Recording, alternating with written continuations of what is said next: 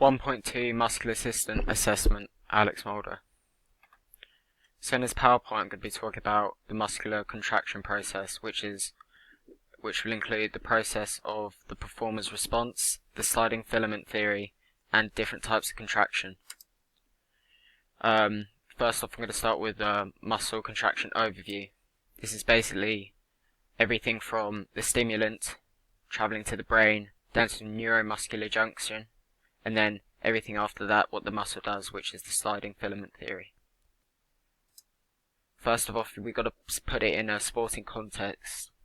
So for a muscle to be moved, it has to be activated by a stimulant. An example of this would be a ball being thrown at you and you catching it.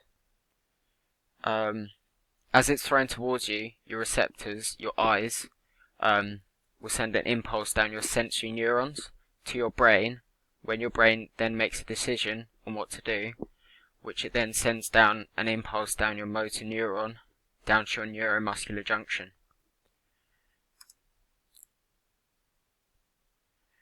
And then it gets to the neuromuscular junction. At the neuromuscular junction, the impulse reaches what's called the synapse. Now this is a gap in between where it is and it needs to get to the receptor sites, but it can't travel across the gap, so the impulse has to turn into ACH, which is a chemical that is able to transport across the synapse. So once it's turned into the chemical, it goes over the synapse to the receptor sites. And then after that, the impulse travels down the T-tubules to the sarcoplasmic reticulum, which is the site for storing the calcium ions. But before we get onto the sliding filament theory, talk about the muscle at rest. So when the muscles rest, the Z lines, which are on the ends of the sarcomere, are apart from the M line, which is the middle of the sarcomere, meaning they're completely stretched out and not retracted at all. Tropiomycin and troponin are guarded by the binding sites, meaning the actin and the myosin can't bind on to create the bridge. The myosin arms are energized by ATP and are ready to create the cross bridge, which is the binding of the myosin and the actin to create the movement. Now, for the initiation of a muscle contraction, once the impulse reaches the calcium ions, the ions diffuse the overlap and binds to the troponin at the active site. The troponin changes shape once the calcium has bind. This changes the position of the tropomycin strand, which exposes the active site to the actin, allowing it to bind. The myosin attaches to the binding site and creates the cross bridge. The actin slides over the myosin, creating that kind of power movement. The sarcomere shortens, which is creating the contraction of the muscle. Now during the contraction, what happens is the actin, which is energized by the ATP, causes the power stroke, which is the movement of the sarcomeres coming together, the Z lines coming together and moving apart.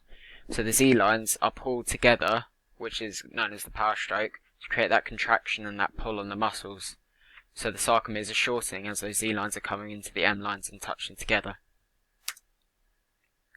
Now at the end of the contraction, the calcium site takes back the calcium ions.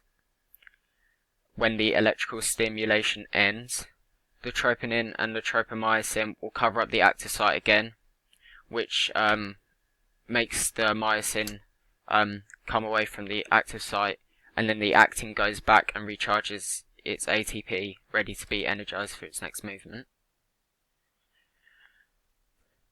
Now there are different types of muscle contraction. There's more than one. There's concentric, eccentric, isokinetic and isometric. Concentric contraction is where the muscle contracts, which means it's where where the muscle becomes shorter. An example of this is a bicep curl. So as you lift your arm up, your bicep contracts and becomes shorter as you reduce the angle. Another one is a squat, where you squat down and your quadriceps contract as well, becoming shorter.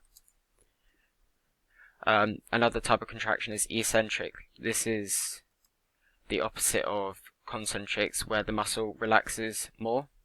The muscle lengthens, so it's like instead of the muscle contracting and getting shorter, it lengthens in its size. So an example of this would be lowering a dumbbell or doing a push-up. So as you push up from the ground, your biceps lengthen as you push higher, further up with your hands. Another type is isometric contraction. This is where the muscle length doesn't change throughout your whole movement, so it stays the same length the whole time. The way it does this is, as it pushes against the force, the resistance is just as high, so nothing is moving. So it's an equal amount of force. So as you push, what's pushing back against you isn't moving because it's the same amount of force. An example of this would be in scrumming rugby. So as you're pushing against each other, there's very little movement as you are pushing with the same amount of force. Another is a plank, because when your body is above in the air, you're not trying to push yourself up or lower yourself down. You're trying to keep in the same position, so you're keeping the same amount of force as the gravity is pushing down on your back. The final type is isokinetic contraction. This is where the muscle is contracting also, but as it is contracting, it's at a constant and consistent speed, meaning so the muscle is working at the same speed the whole time. So instead of a bicycle curl, it's one powerful movement. It's one constant speed of constant movement, so it's constantly contracting for a long time. So an example of this would be riding a bike, because as you're pedaling, you're constantly contracting your legs at the same speed to push the pedals around. That's the end of my presentation.